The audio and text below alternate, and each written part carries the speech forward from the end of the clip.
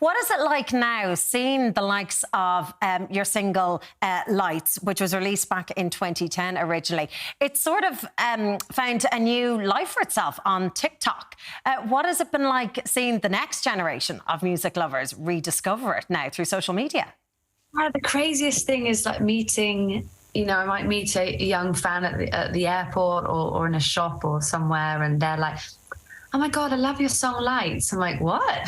A song that was released like, I don't know, I think I wrote it like 12 years ago down in Brighton or somewhere. And the fact that song has, it just goes to show that TikTok is bringing back songs that appear to be timeless. Look at like Fleetwood Mac and Kate Bush. I'm thrilled that people are discovering these songs for the first time, and it just goes to show how powerful music is, and those songs that just like live forever. And it makes me feel proud that Lights could be one of those songs. So I think it's very cool. And does it mean that you'll now include that in a set list that perhaps you might have parked it, but now the audience are going to want to hear it again?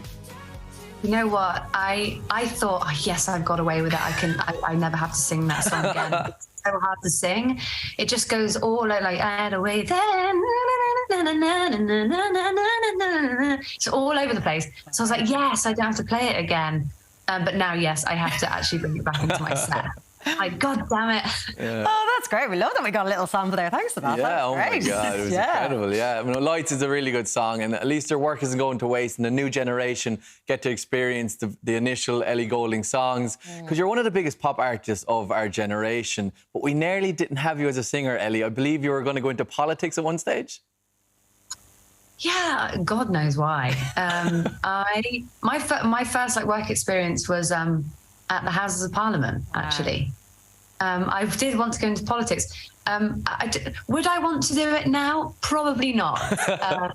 It seems like an extremely stressful thing to do now, and it's maybe why so many people aren't going into politics.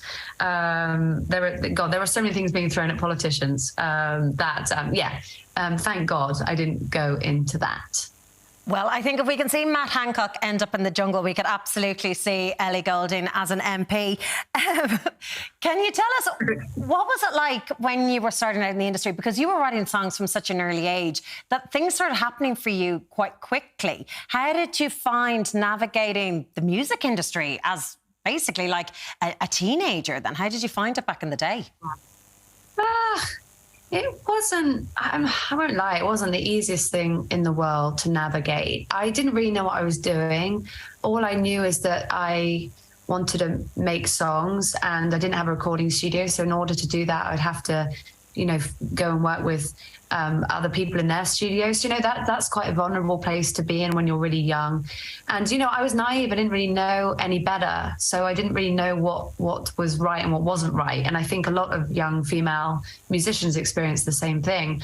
It's really got better, though. I know that there's a lot of young female artists coming up now in their late teens, and they can take someone with them, and labels are very careful about providing things like counseling, because it's to be thrust into the limelight, not only coming out with your songs, but you're being scrutinized for the way you look, what you're wearing, what you say, and there's lots of things to think about when you're in the public eye. And I think it's very important to speak to people and to just be honest at all times about how you're feeling.